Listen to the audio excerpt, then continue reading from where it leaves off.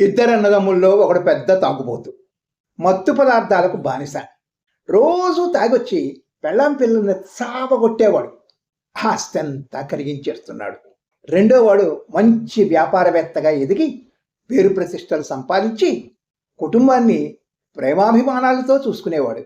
ఒకే తల్లిదండ్రుల పిల్లలైనా రెండు భిన్నమైన జీవితాలని ఏ విధంగా ఎన్నుకున్నారని చాలామంది ఆశ్చర్యపోయారు.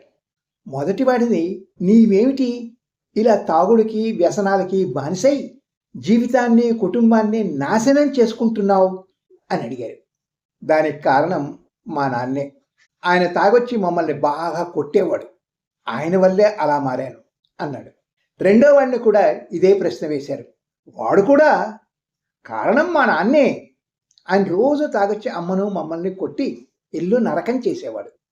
అప్పుడే నేను ఈ దుర్వ్యసనాలకు బానిస కాకూడదని మంచి అలవాట్లతో ఉన్నతంగా ఎదగాలని అనుకున్నాను. పిల్లలిద్దరూ ఒకే కుటుంబంలో పెరిగారు. ఒకడు నెగటివ్గా ఆలోచించి జీవితాన్ని పాడు చేసుకుంటే రెండో వాడు పాజిటివ్గా ఆలోచించి జీవితాన్ని గొప్పగా మలుచుకున్నాడు.